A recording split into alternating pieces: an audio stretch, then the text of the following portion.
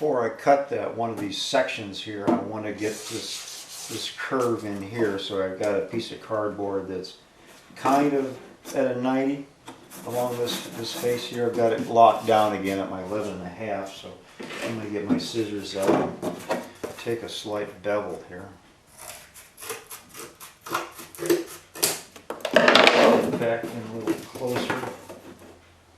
Okay, that's pretty good. And up here,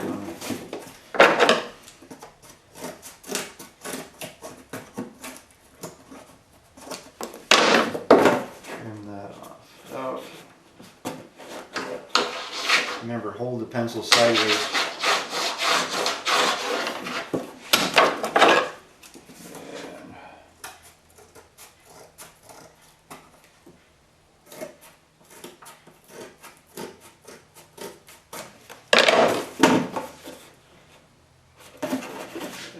More get a gap right down in here.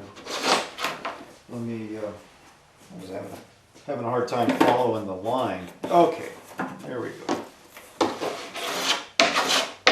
That fits in there nice and tight. Okay. Now I can transfer this over to the in the seat part. Let me go get that ready. Now that I have my seat cut down to the width I want, put my cardboard template we made to fit on the edge here. And let's see, I want this side up. No.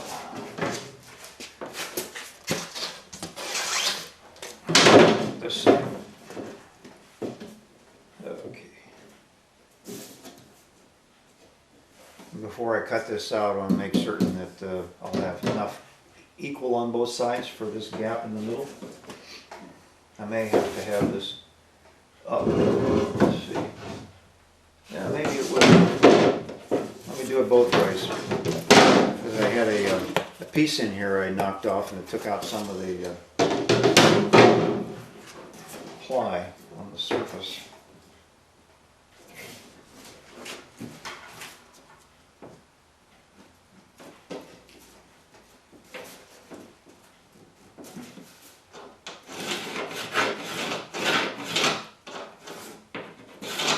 Slight enough curve I can use my draw saw on that.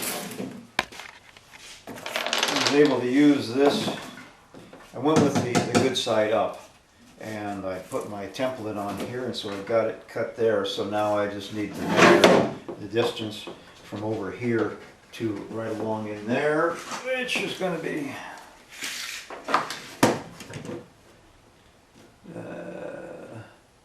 I can leave a gap in there and fill it with fillet material. 19.5 would probably be the best thing to do. Let me brought over a little bit of 1/4 inch scrap to put in here. I may have to trim down a little bit more to get this part here to drop down flush with the top of this. That's no big thing. So I guess I'll go almost all the way over, so it'll be what, 19 5/8. Or you could use the same template, just flipped over on the other side, lined it up, and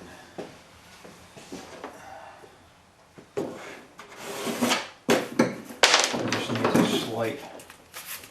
slight trim.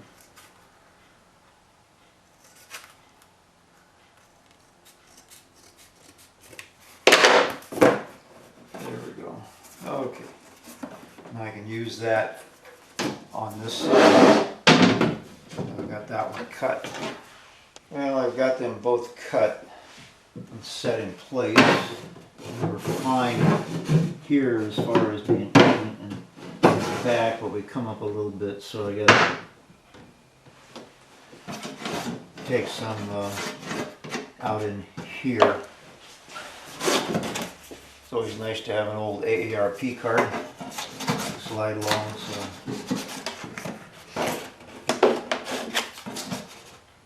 sanded down. I think I could just, between here and here, I could pull some of that out. Let me do that off camera.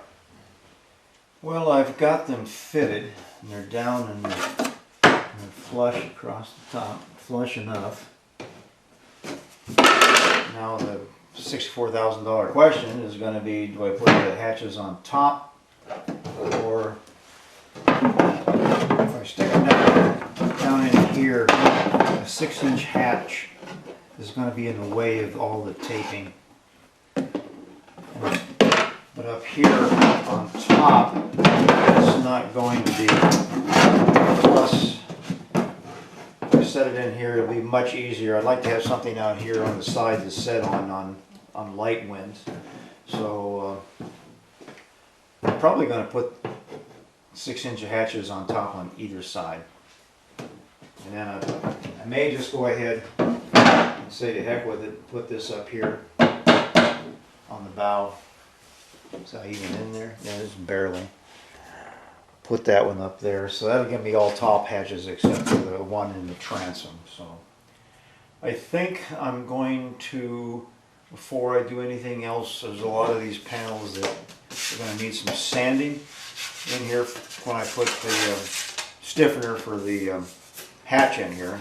And all these seats had these little boards, scraps in them, and I couldn't, for the life of me, I couldn't remember why I put those things in there. And then it just dawned on me.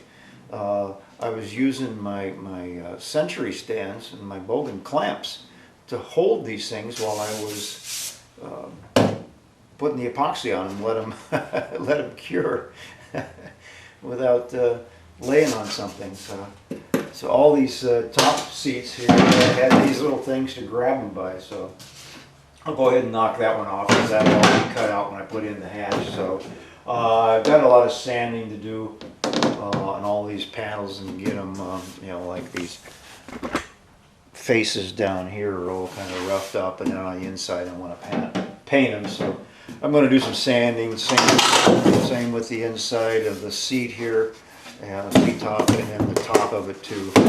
I'm trying to decide, well, I got so much open, if I should get my face grinder out and one of those rough pads and sand the inside of the hull and get it ready for painting too. So been using my trusty old Nikita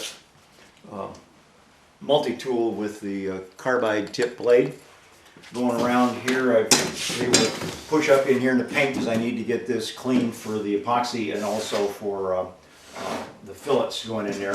And I'm going to go ahead, that last one I had some blank pauses in there while I was standing there scratching my behind trying to figure out what I was going to do. And I'm going to go ahead and put the hatch on the top of the seat. I don't care, it's my boat. It was just going to be too much of a problem to put it down here and get the backing plate in. I had some 3/8 CDX exterior grade fir plywood when I put a new metal roof, standing rib metal roof on my house last year, and I had a spot that was gone bad after 30-some years on a 20-year roof. But it was only one little spot that I had to cut out, so I got the wood left over, so I'm going to go ahead and use it. Got them cut down, and I've got the sides rounded down. I don't know if you can see that in there or not. It's radiused on this side, so I'm going ahead and put those in there. And the same with the side seat patterns. Let me reset up. And the same with these side seats in here. Got them all sanded down both sides so that they'll take epoxy. And then I also went ahead and sanded these panels that were in here really good both sides. Sanded in here, pushed the top back in here, sanding. And then also I've got this thing, I went and sanded some more on the transom and then around the inside. So now the next thing I'm going to do is mix up some easy fillet, or not easy fillet, probably some gel magic, and I'll put some little dabs, some little baby jump stitches inside with a putty knife. I had no use in wasting a tip on that.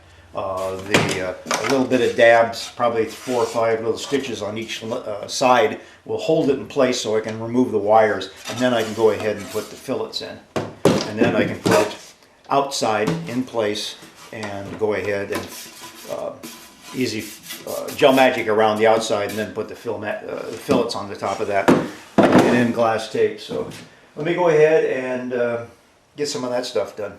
No use in, maybe I'll show you when I'm doing the fillets or the jump stitches on the inside of the back seat. So one of the things I like about these gel magic in the Utah tube, and I've told you before, I've got the vampire fang tip here, but even without that, just take the cap off and you can squeeze it right out of the end here into your cup in 2-to-1 ratio.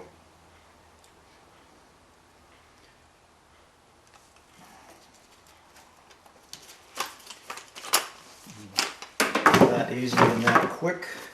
And then I've got a tip here with a little bit of a rounded end.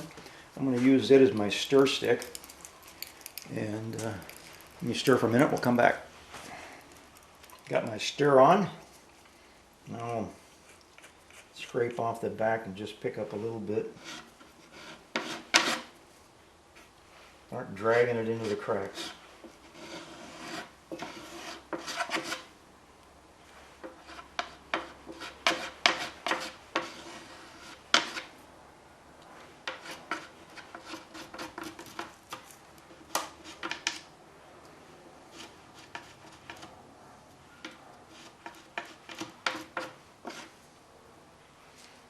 Back in here, yeah. A little wider gap in here, so I'll have to use a little more.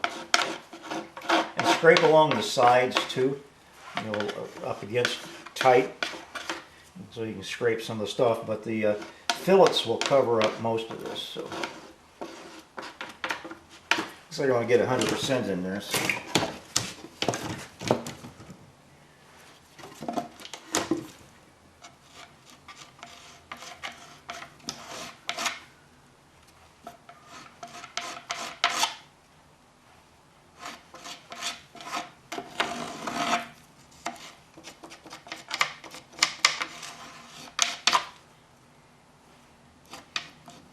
Probably have to mix up a little bit more.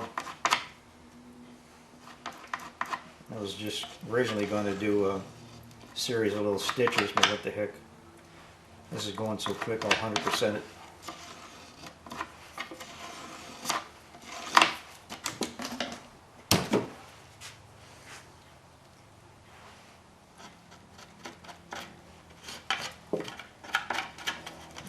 Don't worry if you get a little bit in the wires.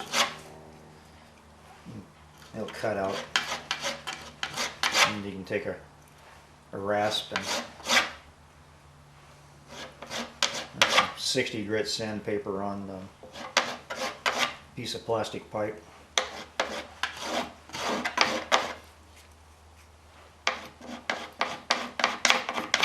And I'm doing this in real time so you can see how quickly it's going.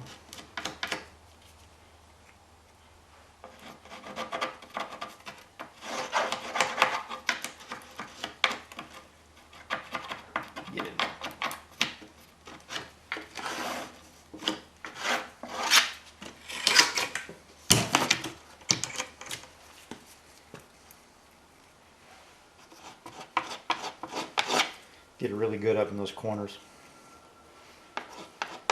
There'll be some higher stress loading up in here when we pop the wires and start doing everything else.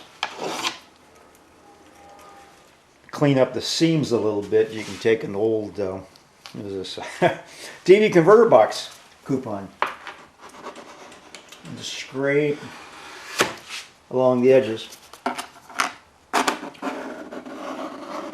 Clean up any little bits that escaped. I put the excess down in these cracks that we had when we put these things together. So no use in wasting. Okay, so much for that.